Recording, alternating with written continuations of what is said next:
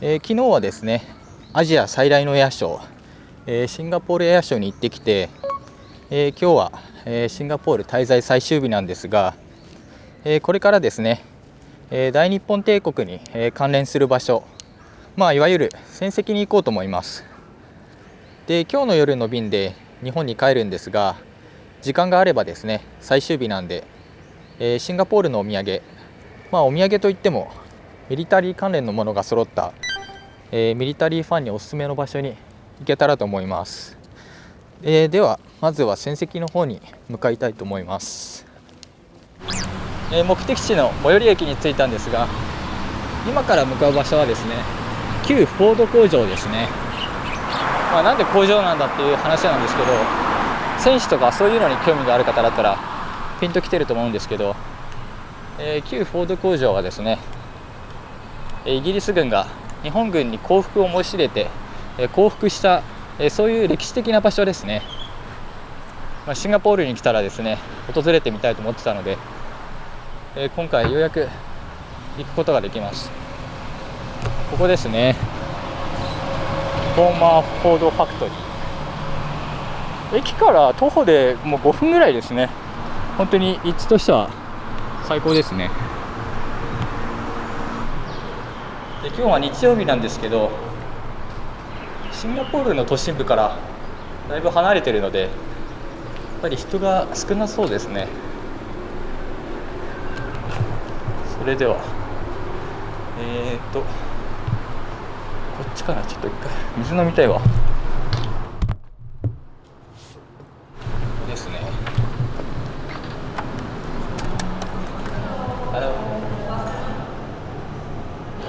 展示の一番最初はですね、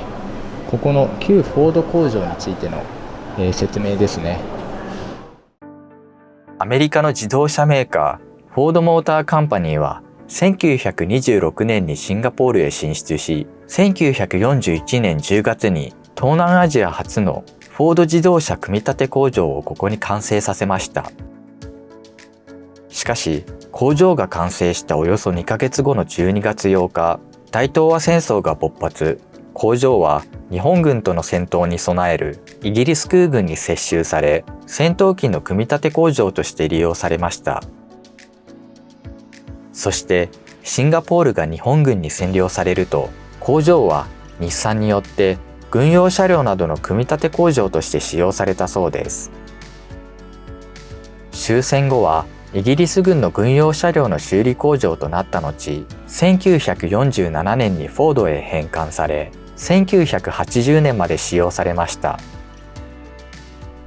そして2006年にシンガポール政府は、イギリス軍の降伏はシンガポールが大日本帝国に強制的に組み込まれる原因となった歴史上重要な出来事だったとし、旧フォード工場を国家遺産に指定しました。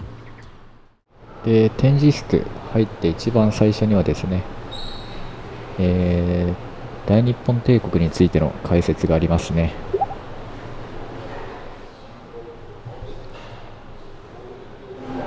大日本帝国の解説の後ろにはですね、イギリスがシンガポールに作った要塞について、解説されています。ここからがあれですね、有名な、山下司令官が、パーシバル司令官に、降伏を迫った、まさにその場所ですね。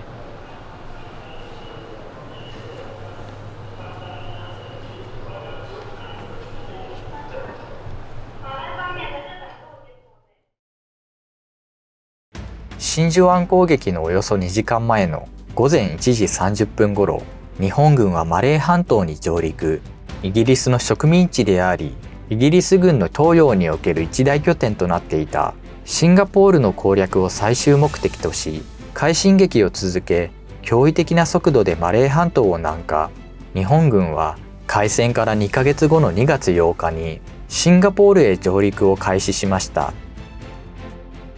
当時シンガポール要塞は難攻不落と謳われ、また日本軍の2倍を超える兵力を有するイギリス軍との戦闘には苦戦を強いられると思われましたが、日本軍はシンガポール上陸開始からわずか1週間後の2月15日朝にイギリス軍の最終防衛線を突破、大規模な市街戦へと突入すると思われましたが、イギリス軍の食料や水、弾薬は底をつき始めており、これ以上の戦闘継続は困難と判断したアーサー・パーシバル司令官は降伏を決意します。当日11時過ぎにパーシバル司令官は日本軍の占領地域に軍師を送り、日英両軍の最高司令官による降伏交渉を行う約束を取り付け、午後5時頃にパーシバル司令官と将校2名、通訳1名がイギリス国旗と白旗を掲げ、大日本帝国陸軍第25軍の司令部が置かれているフォード工場に現れました。一行は画面奥から手前の坂道を登ってフォード工場に入っていったそうです。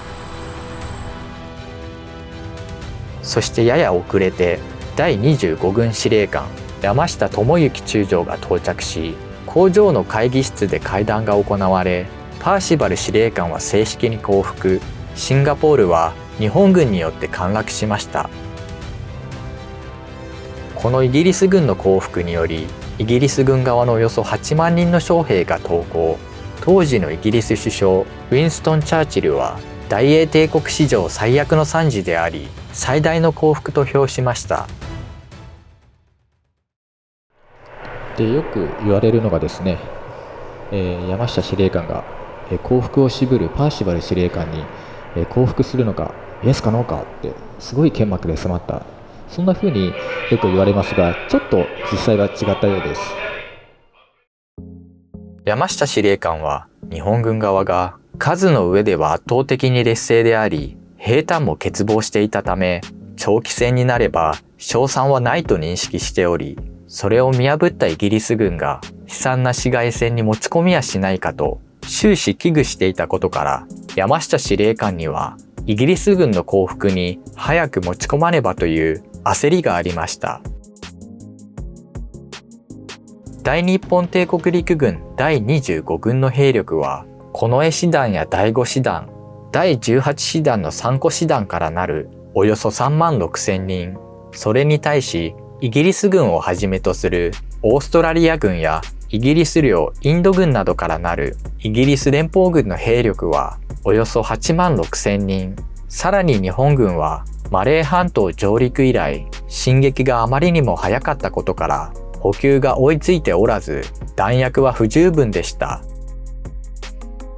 しかし弾薬が限られているにもかかわらず、山下司令官は補給の弱点をイギリス軍に見抜かれないようにするために、シンガポール攻略作戦当初から砲撃を絶え間なく続けさせていました。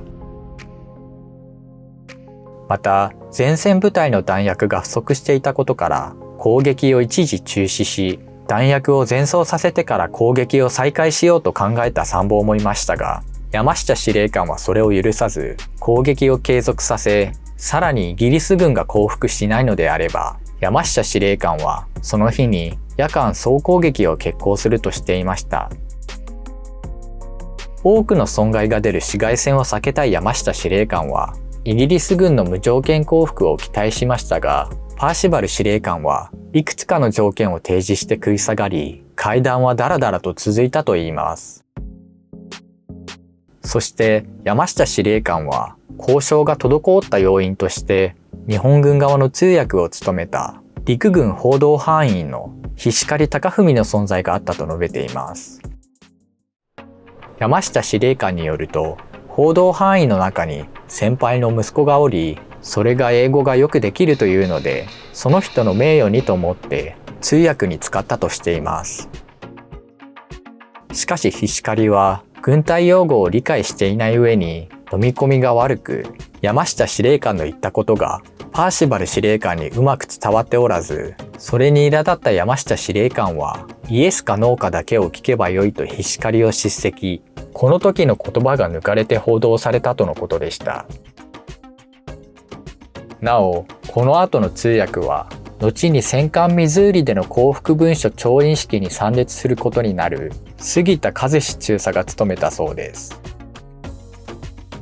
また山下司令官がパーシバル司令官に向かってまくし立てているかのようにも見えますが、これは会議室が暗く、また交渉が予想よりも長引いたことでフィルムが足りなくなることを心配した日本映画社のカメラマンがフィルムの回転を落としたことから、映写の時には実際の動きよりも速くなり、そのように映るとのことのようです。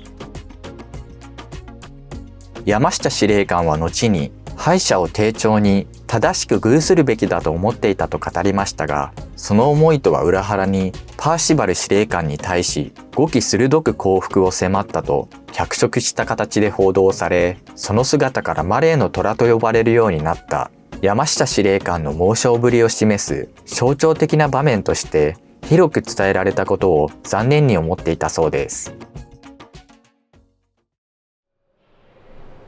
現在はこのようにテーブルと椅子が置かれ、当時の様子が再現されていますが、テーブルはレプリカで、その時実際に使用されたものはオーストラリア戦争記念館に保存されています。また椅子については当時のフォード工場に実際にあったものですが、日英両軍の司令官が実際に座ったものかまでは断定できないそうです。で、ここの部屋の広さなんですが、写真だと結構狭く見えるんですけど、博物館にするにあたってちょっとね、変わってるかもしれないんですけど、広くはないけど狭くもない、そんな感じですね。ただ、司令官をはじめ将校の方がね数人いたんで、後ろの方に立ってですね、そうなるとやっぱり圧迫感は感じるかなっていう、あと記者の方もいたそうなんで、確かにそう考えると結構狭く感じたかもしれないですね。降伏交渉がされた、部屋の後はですね、イギリス軍が降伏したことによって、シンガポールは、日本の、占領下になるわけですけども、日本はですねシンガポールを当時は、湘南島と、名付けました。ここからはですねその湘南島時代の、シンガポールについて、解説がされています。現在シンガポールの人口のおよそ7割が中国をルーツに持つ華人・華僑が占めており、当時も同じくらいの割合にありました。日中戦争最中、日本軍の占領下にある東南アジア各地では華僑による反日感情が高まっており、抗日運動が活発になっていました。そして日本軍は特にシンガポールの華僑が東南アジアにおける抗日運動の中心になっているとみなし、抗日分子の掃討作戦を実施しました。日本軍は華僑を指定した場所に集め、抗日分子であるかを大規模に検問・検証し、抗日分子と認めたものを粛清しました。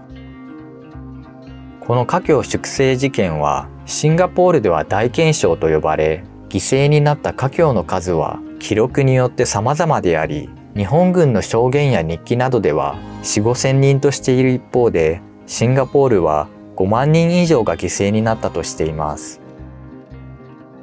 1967年には日本とシンガポールとの間でおよそ30億円相当の生産物と日本人による役務の無償供与、また協定締結をもって第二次世界大戦から生じた問題が完全に解決され、今後いかなる請求をもしないとした内容などを含む戦後賠償協定が締結されました。現在シンガポールでは日本軍の占領を記憶に留め、それを教訓として防衛意識を高めることを目的とし、毎年イギリス軍が降伏した2月15日午後6時20分に合わせて街中にサイレンが響き渡るそうです。またシンガポールの経済や政治は華僑・華人によって成り立っていることもあり、日本軍によるシンガポール占領や華僑粛清事件はこれからもシンガポールに根深く残っていくものと思われます。ここまで1時間ぐらいで展示を見てきましたが、館内の展示や解説はシンガポールにおいての日英両軍の戦闘を詳細に触れたものは少なく、日本軍の占領によって悲劇に包まれたシンガポールといった内容で、当時の日本軍を批判的に解説した内容が多く見られました。見応え十分とは言えませんが、旧フォード工場の見どころはやはり降伏交渉が行われた会議室になります。目的地の最寄り駅に着きました。で、駅降りてここからミリタリーグッズが売ってるお店まではだいたい徒歩で10分ぐらいですかね。シンガポールの都心部から離れてるので、車の交通量は多いですけど、歩いてる人は少ないですね。ここですね。どうやら、この中にですね、そのお店が入ってるそうです。ここの2階にあるということなんですが、ここかな。ここですね。ライフスタイル E マート、ライフスタイルマートっていうのかな。ここですね。こちらのライフスタイルマートは E マートの通称で知られ、シンガポール軍関係者向けに制服や装備品などの供給を支援する、いわゆる PX に相当するお店になります。基地の外にあるこちらの店舗は一般の方でも利用することができ、一部商品を除いて購入することができます。ここにはパッチですね。 PVC のビニール製のパッチが売ってますね。1個いくらなんだろう。1個10ドルですね。1個10ドルか。まあでもそのぐらいか。ここにはバッジですね。バッジとあとキーホルダーが売ってますね。いいですね。1つ12ドル、13ドルぐらいですかね。こういうヘリコプターとかヘリとか、これアパッチかな。アパッチのバッジに、あとはホーカーハンターですね。戦闘機ホーカーハンターのバッジなんかも、これは10ドルか。あとこれは C130 ですね。これは本当お土産に最適ですね。戦車のバッジもありますね。お店の中は一人だけですけど、軍人もいますね。ここには軍用の水筒ですね。1個 1.5 ドル。あと靴磨き、ワックスですね、靴の。こういったやっぱり備品類もたくさん売ってますね。ここはミリタリーファンにとっては結構いいんじゃないのかな。こういうエアフォースって書かれた T シャツとかも1個 6.34 ドル。すごいな。やっぱり制服とかも売ってますね。当たり前ですけど、制服とか、あと帽子、これはシンガポール陸軍のやつかな。なんかさ、シンガポールの国旗のさパッチが欲しいんだよな。ないのかな。で、購入したのがですね、シンガポール空軍の、帽子とジャケット、それとシンガポールの国旗のパッチですね。で、帽子がですね、だいたい5ドルで、ジャケットが27ドルで、パッチが、3ドルぐらいですかね。で、これ3つで価格がなんと35ドル。安いですね。日本円だといくらだろう。だいたい1ドル120円だとして4200円。5000円切るって、うわ破格だな。やばいな。いや、こんなにまさか安いとは思わなかったな。いや、ミリタリーファンの方はちょっとぜひ来てほしいですね。こんな感じでいい買い物ができて、もうすごく満足なんですが、ジャケットがね、パッチがついてなくて寂しいんで、これからですね、パッチがたくさん売っているところに向かおうと思います。せっかくなんでね、この帽子をかぶっていこうかな。どうやらこの辺ですね。早速こういうミリタリーチックな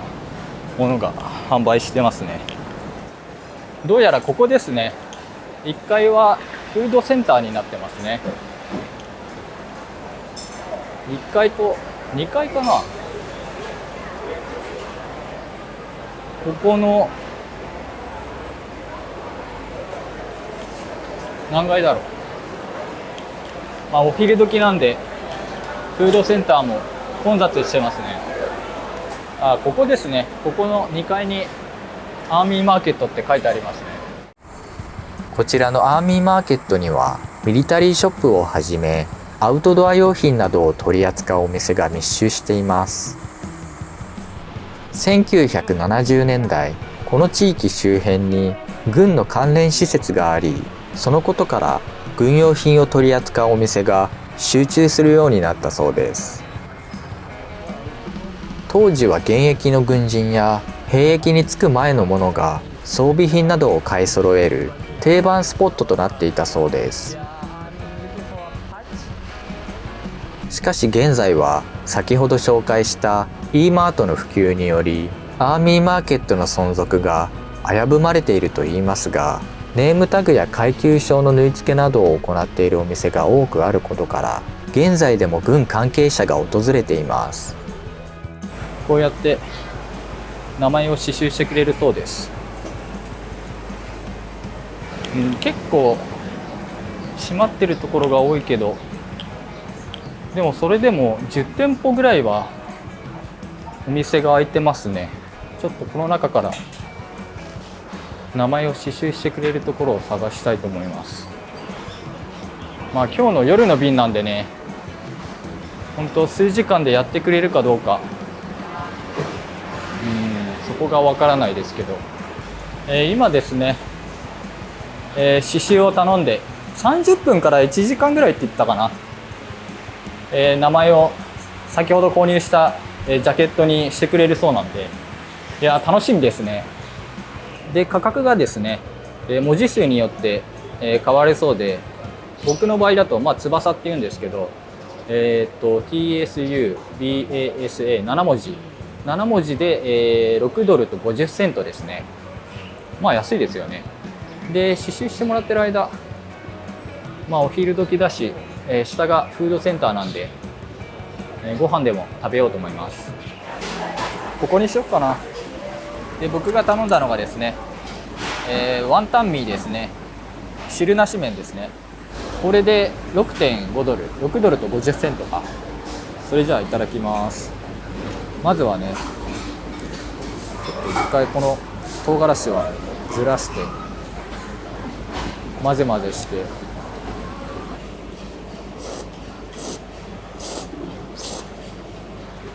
美味しい。塩味ベースっていうのかな。塩ベースの味であっさりっていうか、油が絡んでるからちょっと油は感じますけど。じゃあちょっと刺繍ができてるか見に行こうと思います。できてましたね。いやー、いい感じいい感じ。あとはあれですよね、肩につけるパッチですよね。左肩は先ほど買ったシンガポールの国旗をつければいいとして、こっちの右肩ですかね、